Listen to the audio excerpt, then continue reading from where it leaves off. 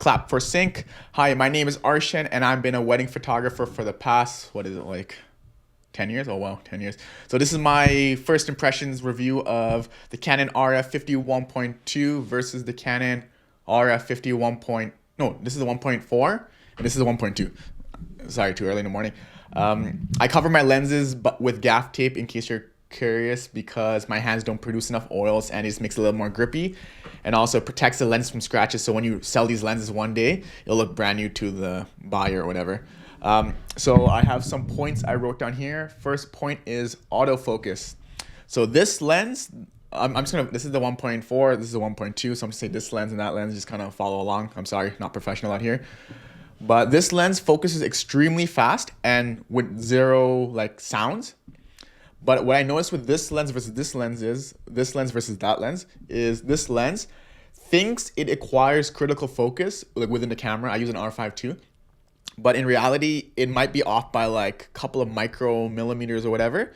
So I think on average, I did an engagement session yesterday, and the keeper rate was, it seems like 20% of the images are out of focus compared to this lens, where it's like almost like 98%. Like this is like a perfect almost lens.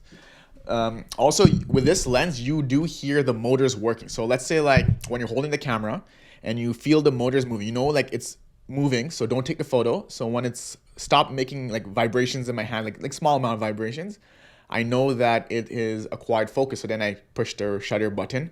So this lens on average has a higher keeper rate of images, and this lens is slightly less keeper. And the next point is, compared to these two lenses, what I notice is this lens is technically accurate to life. So whatever it shoots, it is very accurate to like true to tone colors. This one has a magenta tint of like +5. So that's one thing that you might want to consider. So this is technically not an actual optical high quality lens. It's just off by a little bit in the magenta category.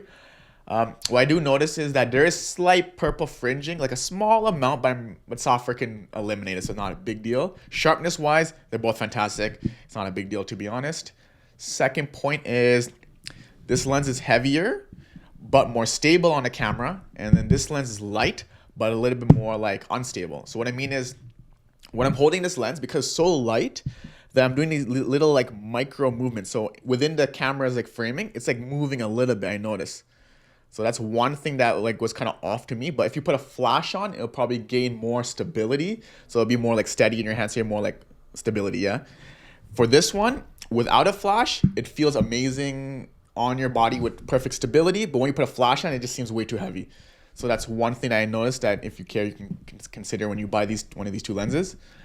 Also, one cool thing about this lenses is technically part of their hybrid series of video and photo lenses. So it has a button right here, and I programmed it with my R5 II to crop it in by 1.7. So I can basically get an 85 look without swapping lenses, and you just carry less stuff around. So that's a pretty cool functionality. I hope all the Canon lenses have this button. I know you Sony guys out there have this button for a long time, but Canon, we slowly get there eventually. And the last point is pricing. So this lens currently goes for, in Canada, $2,000, and this one goes for $2,800 on sale. I would say, to be honest, a 50mm lens is high value lens. You can use most of your career using it. Oh man, my house alarm is ringing. I don't know if you guys can hear that little buzzing, but it's okay. We're just gonna keep it going. So this lens is a little bit more by like, what is it, $800, but I think the ROI is probably worth it if you are a professional vendor or whatever. Other than that, this is my first time doing one of these kind of reviews. I'm just kind of going one go because I don't want to edit this thing. If you have any questions or concerns about these lenses and anything, I'm not a professional reviewer yet, but we'll get there. One thing I forgot to say is, this lens requires a filter to make it 100% weather sealed. When you add a filter, when the sun hits your lens, the flares are a little weird. So whenever I do outdoor shoots, I just take off the filter and just be careful. Compared to this lens, there is no filter required to make it fully weather sealed. Like nothing moves within, so no air can breathe in. So you might want to take into consideration, the filter adds flare. If you can consciously take off the filter when you're shooting with sun flares, it could. This one doesn't need a filter, so things, pros and cons to both each. If you have any questions or concerns or anything else I should test out, because I think I'm the only one on YouTube that currently has a consumer version of the lens. So if you have any questions or concerns, let me know. I can do some testing, and yeah.